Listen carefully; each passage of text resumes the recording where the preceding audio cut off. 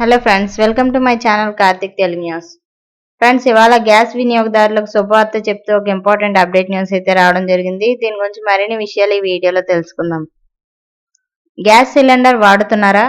మీ LPG సప్లయర్తో ఇబ్బందులు పడుతున్నారా? అయితే మీకు శుభవార్త. త్వరలోనే ఈ సమస్యకు చెక్ పెట్టేలా పెట్రోలియం మరియు సహజ వాయువు నియంత్రణ బోర్డు కసరత్తు చేస్తోంది. నచ్చని మొబైల్ నెట్వర్క్ నుంచి ఇతర నెట్వర్క్ పోర్టబుల్ అయినట్లుగానే ఇకపై వంట గ్యాస్ వినియోగదారులు తమ ప్రస్తుత కనెక్షన్ను మార్చకుండానే తమ సరఫరాదారుని మార్చుకునే వీలు కల్పించేలా ఎల్పిజి పోర్టబిలిటీని అందుబాటులోకి తీసుకురాబోతున్నారు. ఈ మేరకు ఈ ప్రతిపాదనపై అభిప్రాయాలు స్వీకరించేందుకు petroleum natural gas regulatory board notice విడుదల చేసింది. పిఎన్జిఆర్బి తెలిపిన ప్రకారం స్థానిక డిస్ట్రిబ్యూటర్కు సాంకేతిక లేదా నిర్వహణ సమస్యలు ఉన్నప్పుడు వినియోగదారులకు ప్రత్యామ్నాయాలు లేక ఇబ్బందులు ఎదురవుతున్నాయి.